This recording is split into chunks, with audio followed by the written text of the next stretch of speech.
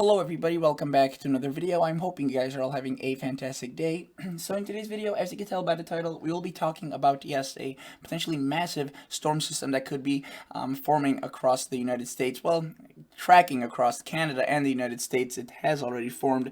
And I call this massive because this thing is going to be large in terms of its size. In terms of its impacts, they're definitely going to be notable. Nothing really to be too particularly concerned about. I do know that the term massive may connotate a very significant, powerful storm. It is going to be definitely something to watch for. Definitely going to be creating a lot of, I guess, activity that may not even seem direct or directly correlated with this system. And what I mean by that is, out ahead of this system there could be extremely hot temperatures that it produces, and behind it there could actually be some reasonably chilly air across, especially the northern United States. And I kind of want to show you that, I guess for some areas it can almost feel like the first fall blast, as we are starting to see our average temperatures for a good portion of the United States kind of hit their peak. It's not getting necessarily warmer day by day. The days are definitely getting shorter. I've noticed a change. I used to be able to go out into the garden till 9 and still have the little twilight and do my things, and now it definitely not as lucky. But let me start showing you this and what I mean by that. So notice this is the European model. It's a very good model. I'm using pivotalweather.com. It's a great website, and we have a low pressure system right here across Alberta, Canada. It's kind of all over the place, really. The area of circulation is really lopsided. It's not really organized, but do note that it's between Alberta and portions of Saskatchewan. We do have some storms going on there right now, some pretty nasty little showers, and yes, we do even have some pinkish colors right there, and definitely in the peaks of the mountains. There is probably some sleet, some freezing, maybe precipitation. For this time of the year, that isn't necessarily completely unusual, and again, it isn't really that extensive. Do note, however, if you live across Saskatchewan, the prairies of Canada, you could be dealing with some severe weather here, some pretty heavy rainfall into the coming, really tomorrow and the next few hours.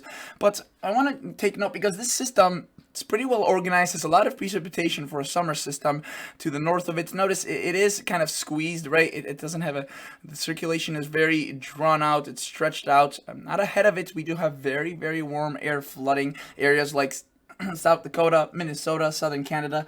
That's bringing a lot of these areas into some very, very warm temperatures. And there are heat advisories across much of the plains right now because of this system. Notice today it was a very warm day. I wouldn't say record breaking, definitely warm though. But notice that tomorrow, Friday, is going to be even warmer. I mean, you could get some hundreds probably across the Dakotas. This isn't really related, but do note that across the Northeast tomorrow there could be some very high temperatures. There definitely are going to be some heat watches there, so that's something to look out for as well.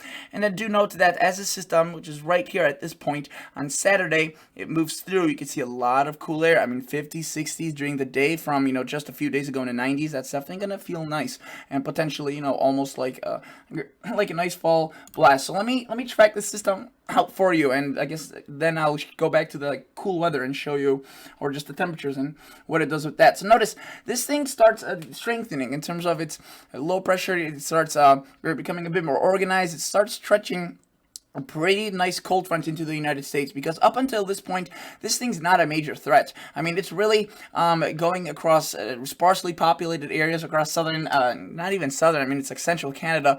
But do note that by tomorrow afternoon, it starts doing something that makes it a lot more impactful. And again, you can see it's a large system. What it starts doing is it kind of combines with a little bit of monsoon energy right there. You can see into Idaho and Wyoming, and it starts delivering these little nasty pockets of storms, showers into late Friday and Saturday. And while this thing spins away, again, very strong actually wind potentially across a good portion of Ontario, maybe northern Quebec, northwestern Quebec, this cold front stays around for a while and almost splits off from that system. And look what I mean by that. We still have this system way up here, but kind of the energy left by it is delivering a lot of nasty little showers. Behind it there is cold air, and right here is very warm air. So some of these storms could be actually nasty with these kind of contrasting air masses. Something you don't often see during the summer, but these anomalies here are going to be pretty chilly. And do note that as I push this forward, right, look at that, Sunday, or yeah, late Saturday, early Sunday, this is a full-on, stretched out cold front. I mean, this thing, that's pretty much why I'm calling this massive. Look at that, all the way from Wyoming, South Dakota, thousands of miles to its center across portions of southern Canada, right there into, not southern, I should say northern Quebec. That's central to northern Canada at that point. I mean, do note that this thing kind of develops into its own little system at this point. The cold front still has a lot of energy, has a lot of moisture. You can see several, areas could see showers after showers, day after day, so that does lead a little bit of a concern for some flash flooding with the heavy rain that will inevitably occur out of this. And I do note that this low pressure kind of starts developing with this area of precipitation, and that could actually formulate, again, maybe some reforming and another cold front on the south side of this low pressure, which kind of, this is kind of a multi-phased, but you could see that this does stretch, again, towards more populated areas at this point. Illinois, Michigan, it's not just affecting extreme, sparsely populated areas across northern Manitoba and Saskatchewan. It's more popular areas, and you could still argue that this is kind of the remnant of that cold front, the frontal boundary, and you can see it's delivering these pockets of showers, storms, again, flash flooding potentially an issue, especially across the areas that had recently been slammed by some heavy rain. And after that, you can see it kind of meanders and it moves off the coast. But yeah, it's a long-lasting system in terms of its, I guess, complete impacts with that, especially with that cold front. And I want to show you the precipitation forecast, total quantitative, so you know how much rainfall could fall. And notice that as I put this forward, you could clearly see where that cold front kind of starts, originating. Again, there will be some decent rain up here, but where that cold front forms and tracks over several days is where a lot of that rain could fall. And some of this rain could be pretty significant across areas that really do not need it. So hopefully that it does not really come to fruition. But again, at this point, that is a concern.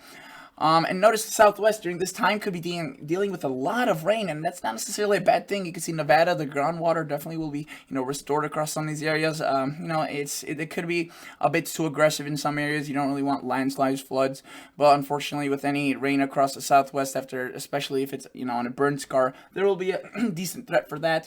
I want to show you the temperatures from this that are going to be kind of in its wake. Let me show you the 2-meter temperature.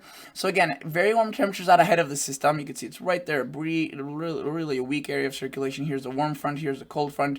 And as we put this forward, notice that the cold front spreads into the United States. Look at that. The nighttime temperatures are just downright chilly across some of these areas, but right here, a completely different stories. I mean, 80s, 90s, 100s, but up here, 60s, 70s, people here are definitely going to be appreciative of those nice chilly temperatures.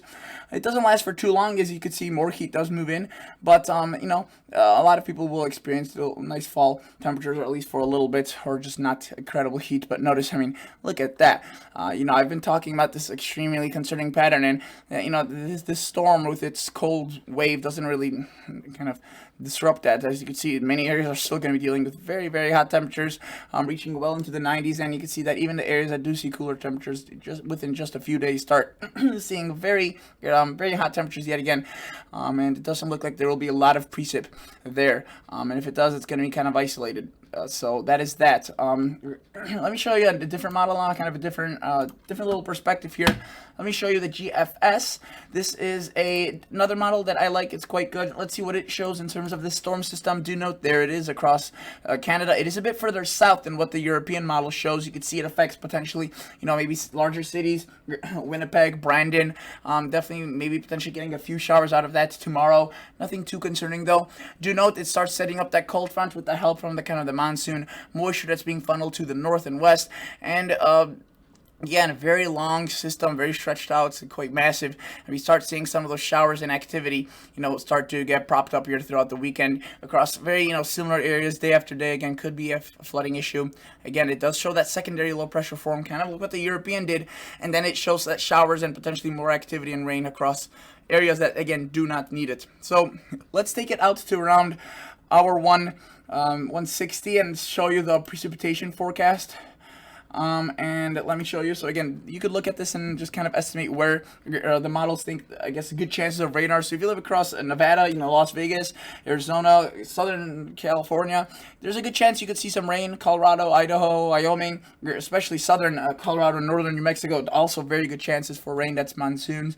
A bit across the northern plains, not too much, I would say. And then here is where we could start seeing some higher amounts across, say, Minnesota, southern Minnesota, northern Wisconsin, the UP of Michigan into southwestern, southeastern Canada. The large cities right here lined up could be seen quite a bit. And then, of course, the areas that don't really need too much will be getting the most typically.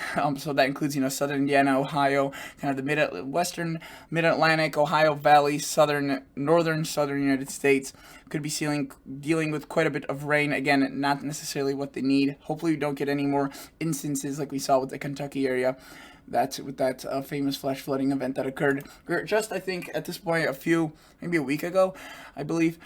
So that's that. The GFS also does show a similar little cool kind of wave after this storm system, and this one does have the anomalies I could show you. Look, I mean, some of these will be actually pretty chilly. You may even feel just downright cold across southern Canada. Obviously, further south, it will feel more just chilly because of, it's still August after all. But notice, again, temperatures out ahead of this, very nice and warm. Behind it, very chilly potentially. But again, that doesn't last for too long. It does spread into the rest of the United States, so that's definitely nice. But you can see before long, the heat rebounds, and it rebounds in a big way, very expansive, and also the anomalies are, potentially extreme in some areas. 30, 35 degrees above average, and you can see that's later. The further and further you go out, maybe a few more little cool downs, but it's really a lot of the areas dealing with heat there, so we'll have to definitely keep an eye on that. And yeah, that's kind of what I wanted to show you guys. I could show you the Storm Prediction Center. So again, tomorrow's the first day of when this cold front could start delivering some showers across the U.S. But again, still mainly centered across Canada at that point. Again, it's just a marginal, not a big risk. Saturday, probably bigger area. I think there could be a slight risk. Again, as I said, southern Minnesota, Wisconsin maybe. But again, heavy rain also a potential risk there. And then on Sunday, probably another day of severe weather, potentially just further east, maybe across the Northeast or the northern Midwest and whatnot.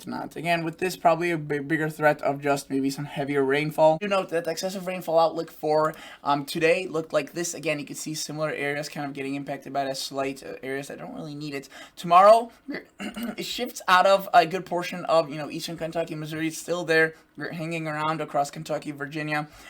Do note that's where we start seeing some activity from that system I'm talking about. And then again, as I mentioned, you could see especially across Minnesota right there that there could definitely be some training of storms from that cold front, and that's why they have a slight already for Saturday through Sunday. I would not be surprised if they issue potentially a moderate across the area once this cold front moves through and it starts stalling out again in a similar fashion as what we saw last week across Kentucky, Ohio. Again, it definitely is a threat. But for now, nothing too incredible. But again, you could be under a slight, and you could just get one thunderstorm that stays for a good while in one area and you get a flood. So this isn't a foolproof thing, but it definitely is a helpful tool to use.